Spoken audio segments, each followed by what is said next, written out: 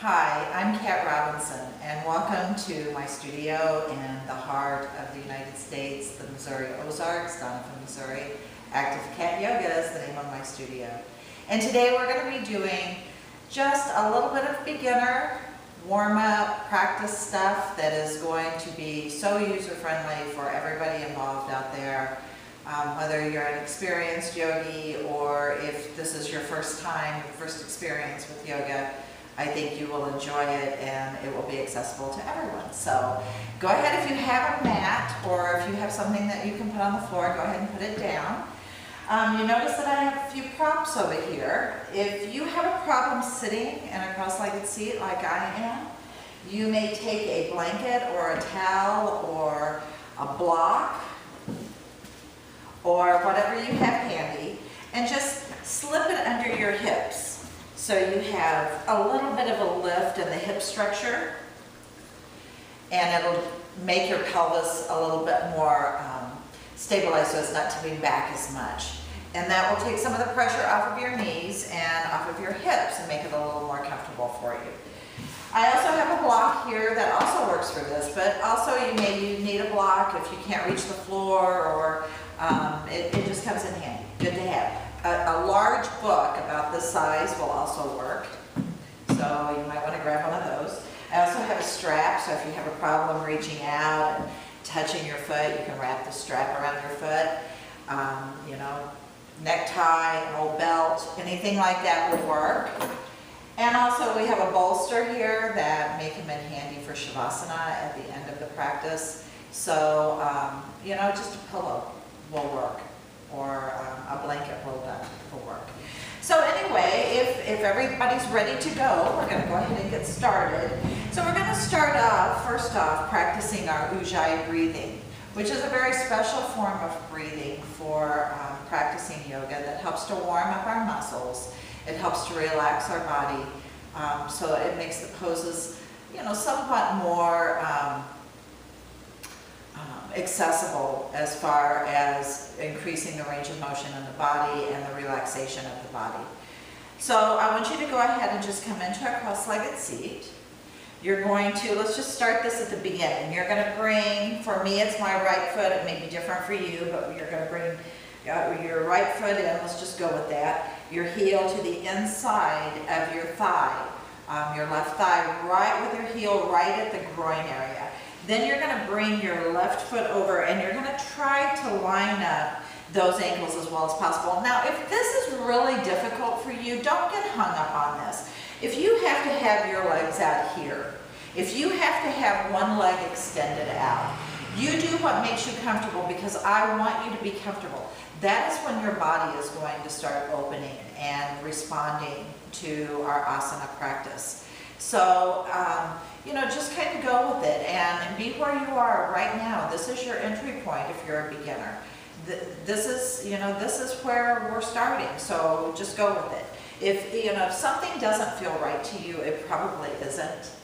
And, you know, we need to look at that when we approach our yoga practice, that we need to honor our strengths and, you know, work with our strengths, but we also need to honor those limitations and listen to our body. And if something's telling us this is wrong, it probably is.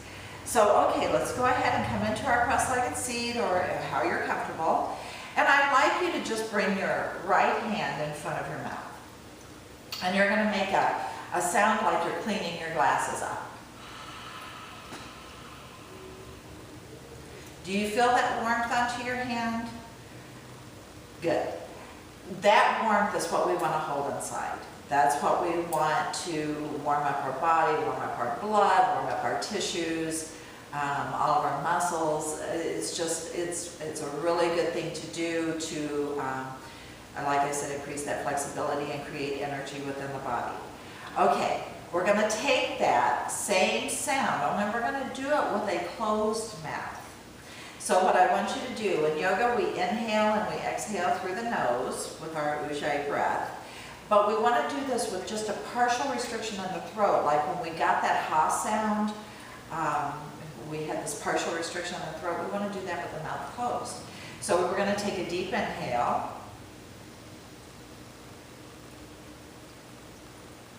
and exhale.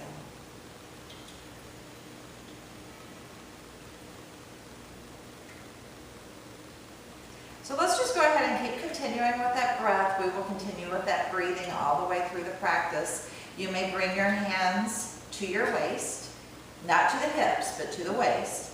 And I want you to take a deep inhale through the nose. And see if you can feel your waist expand, the circumference of your waist expand as you exhale. It just drops back down. Do a few more. Inhaling. And exhaling. Now we will be doing this breathing throughout our practice. We don't want to hold our breath. If you hold your breath, what happens is it sends this fight or flight response to the brain that will actually maybe cause our blood pressure to come up, or we start thinking, our body starts going into a stress mode, thinking that there's something wrong. But if we can keep our breathing going and we can keep relaxed and calm throughout the practice, then we keep that relaxation, that rest and digest response going.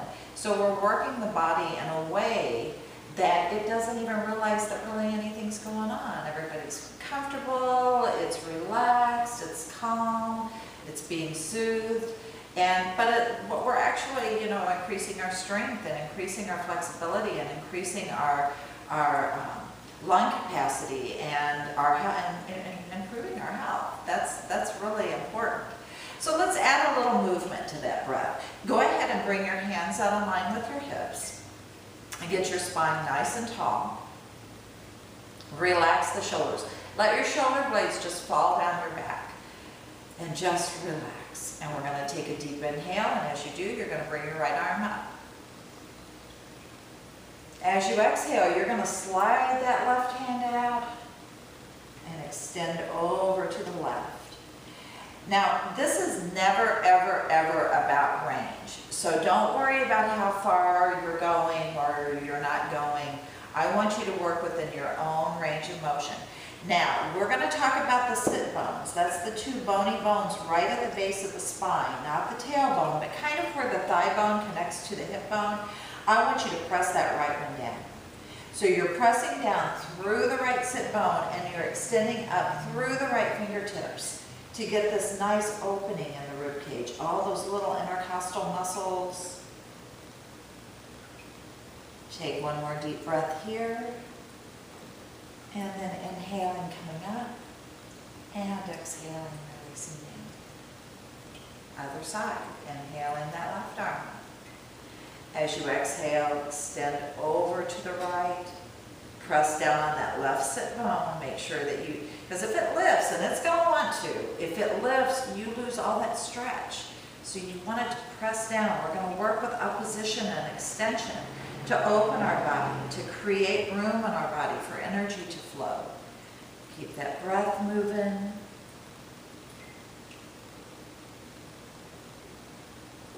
And we're going to inhale up. And exhale, release that hand down. Let's take it into a twist. Inhaling, bringing both arms up. As you exhale, you're going to twist to the right. Notice that I'm twisting with my body, not with my head. And then you're going to bring your left hand to your right knee. You're going to bring your right hand to the floor behind you. And then you're going to look over your right shoulder. Now try not to torque yourself with that right hand to pull yourself around more. Let this become just very organic. That you want your body to twist around the axis of the spine. The head follows when you do that. Keep the spine tall.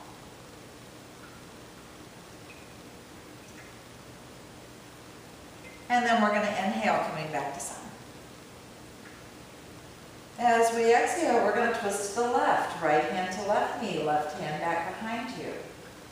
Keeping the spine lengthening, remembering not to torque through that left hand, but to just place it on the floor for balance and just for alignment and positioning purposes. But take the twist from the center of the spine.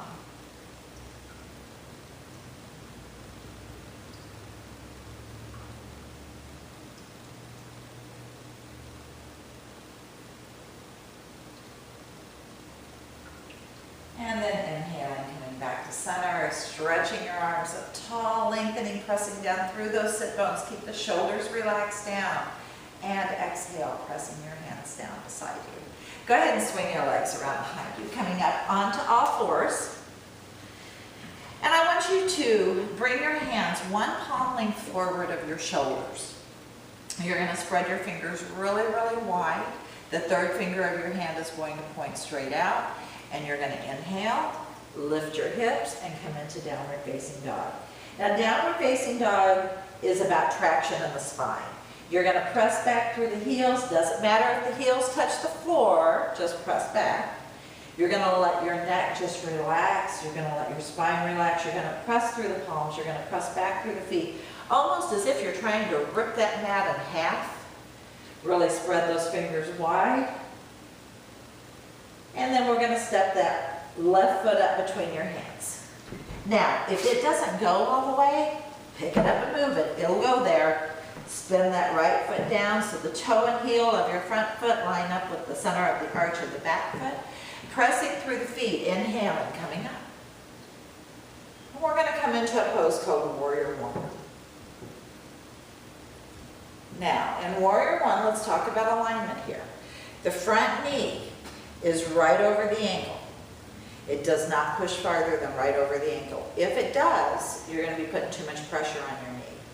Your hips are going to be square to the front. And then you can bring your arms up either shoulder distance apart, or you may bring them into prayer position.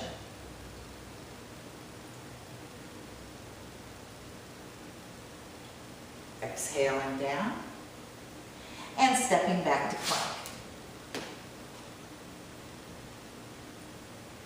Take a deep breath here. And you may slowly lower down, either straight down or knees, chest, and chin, and come into a pose called Cobra Pose.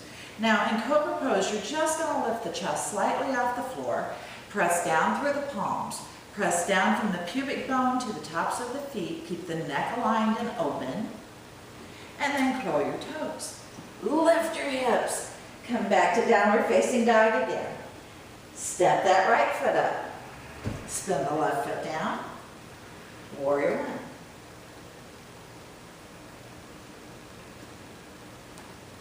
And again, the hands can be shoulder distance apart, palms can touch, or hands can be in prayer position.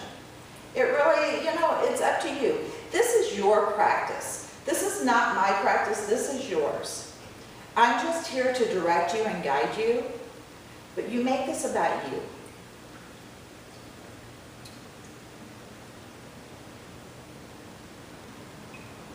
And exhaling, bringing your hands down through your heart center, back down to the floor. Step that left foot up to meet your right. And fold over completely. Now, if you can't touch the floor with your hands, bring your hands to your shins. And then we're going to lift through the chest, lengthen through the spine. And as you exhale, we're going to step back with that right foot. Toe, heel, and arch alignment. Right arm comes up and around, big arc, Warrior Two.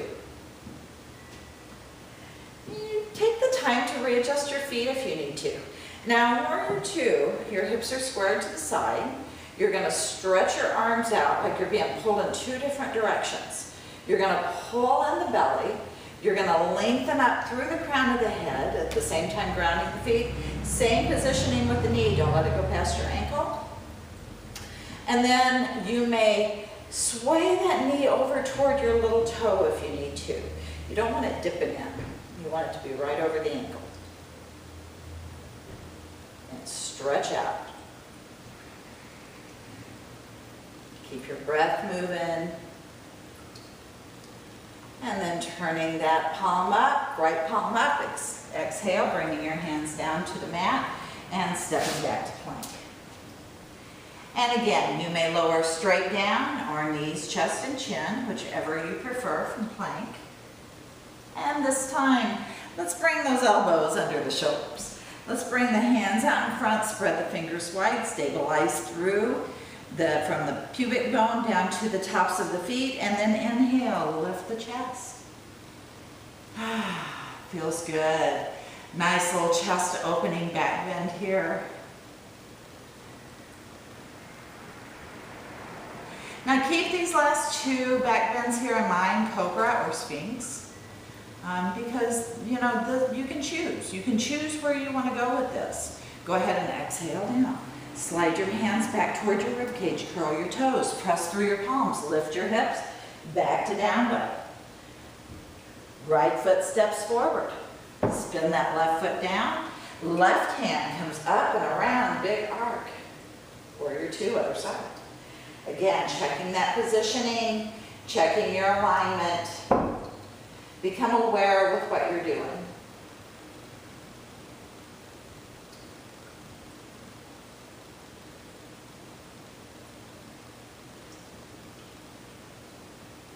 Keep your breath moving.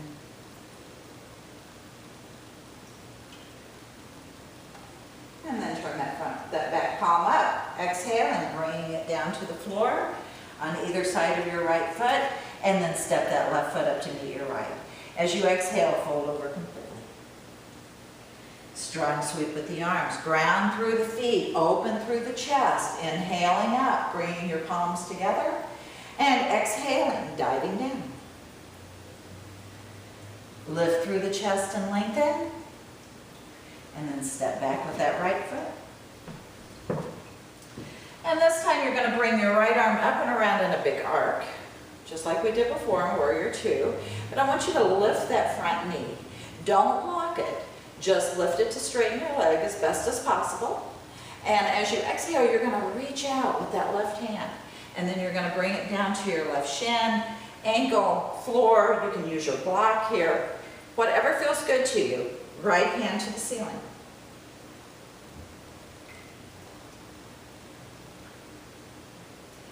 Now, if you can take your gaze up to your right thumb, you go right ahead. But if you feel any tension in your neck at all, don't do it. Look straight down or straight ahead or down at the floor.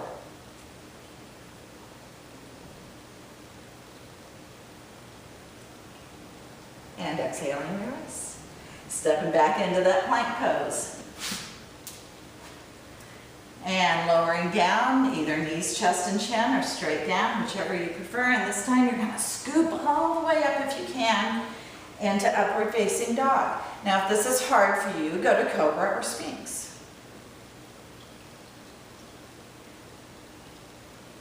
And then we'll lift the hips on inhale, back to down dog. Stretch back into it. Right foot steps forward. Bring that left hand up and around, big arc. And then lift the front knee. Reach out with that right hand as far as you can, and then down. Left hand to the ceiling.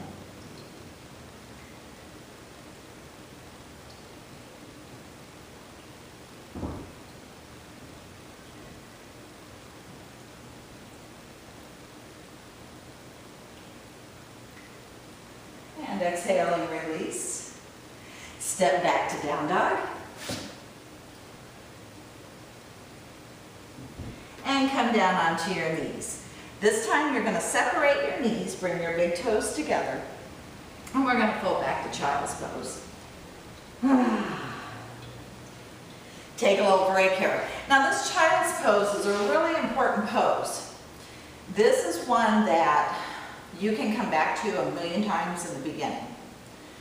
You know, you don't have to do every pose in order to get the benefit of yoga. I've been doing yoga for 15 years, 20 years, and there are still poses that I can't even come close to doing. Does it mean that I can't do yoga? Absolutely not. It just means that my body's either not there yet, or those poses just simply aren't for me. So don't judge yourself on this. You know, I want you to approach this with honoring your body wherever you're at. When I was in school, I was asked a question about a boy who had been in a car accident, and he spent several years just trying to get his hands into prayer pose. Was he doing yoga? Absolutely. It's not about doing outrageous poses. It's not about pressing up into handstands or standing upside down or contorting yourself like a circus clown. This is about learning about yourself, doing something positive and healthy for your body, and working from there. Let's go ahead and come into a pose. Go ahead and come up and then swing your legs around in front of you. We're going to pull the right foot in, extending the left leg out. We're going to bring our hands up, inhaling. As you exhale, you're going to extend out, grasping wherever is comfortable. Now, if you can't reach your foot, use that strap. Because what happens if you're struggling, now you're sending that stress response to the brain. So you want to just relax into it. Use your strap if needed. Get your spine nice and long.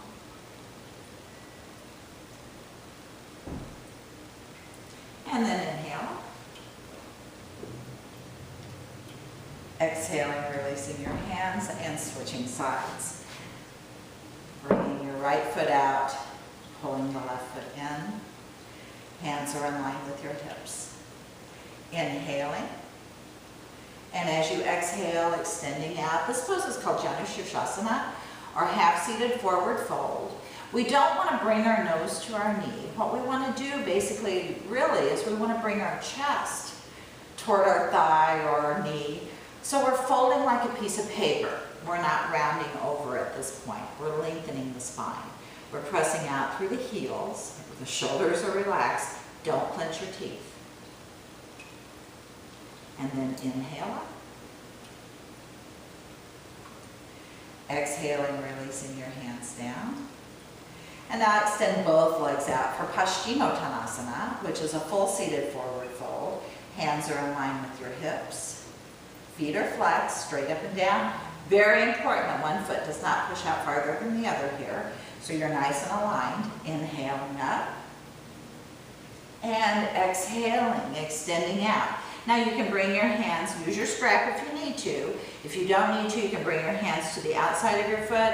You can bring your hands over your toes. You can hold onto your toes with your index finger and middle finger. Whatever works for you here, but keep those feet straight and even. Once you're here, approach with a flat spine and then drop your head down. And again, this is never about range, so don't worry about how far you're going or not going. Just, don't worry about that. Throw that out the window. That's ego. What we want is we want you to have good form wherever you're at in the pose. It doesn't matter how far you go. But make sure you're not clenching your teeth when you're doing this.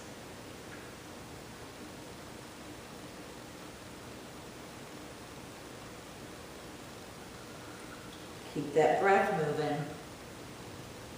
This is great for realigning the skeleton and just getting your body back into alignment. It's also good for your digestive system. Forward folds are very good for the digestive system. Go ahead and inhale up. And exhaling, press those hands down. And now we're going to come into a pose called corpse pose. This is our final relaxation pose. We do this in every class. Whether it's a beginner's class or it's the most advanced class out there, this is done at the end of every class, and sometimes during the class, sometimes even at the beginning. But what I want you to do is I want you to lie down onto your mat. You're going to bring your hands up about 18 inches out to the side with the palms up. You're going to bring your feet greater than hip distance apart, and you're going to let the feet just fall over. Relax the shoulders down, let your eyes fall back into the sockets. Let your brain relax within your skull, let those hips relax down. Now, if it's hard for you to lie flat on your back, take that pillow or that bolster and slide it under your knees so it takes the pressure off of your lower back and you'll be more relaxed. If your back's hurting, you're not going to relax, so this is important. Just take some time here to catch your breath and settle in, to end your practice and let your practice soak in. There is a saying in yoga that energy gets bound up at our dense connective tissues. So when we go through our asana practice and we stretch all of our large joints where those dense connective tissues are, the ligaments, tendons, things like that, we open that energy up. So blood can efficiently flow and energy can efficiently flow through our body, to our tissues, to our internal organs, to give us optimum health. It's a very important part of our practice to lay in Shavasana for a few minutes afterwards, because this gives that energy a chance to flow. In my classes I have, which we would, if we were in a normal class, we would be doing these poses a little bit longer, maybe holding them a little longer. We would have a little more time for relaxation. I've had so many students come to me and say, I left the class so relaxed, but by the time I got home, I had so much energy. Why is that? Well, that's because we stretch everything out, we relax everything. We let everything just calm itself down and relax. And that gives that energy a chance to flow. When we're tense and we're stressed and we're tightened up, nothing can flow. So just take this home with you today. Enjoy it. I hope you enjoy it. I hope that you tune in again. I will be doing these videos periodically.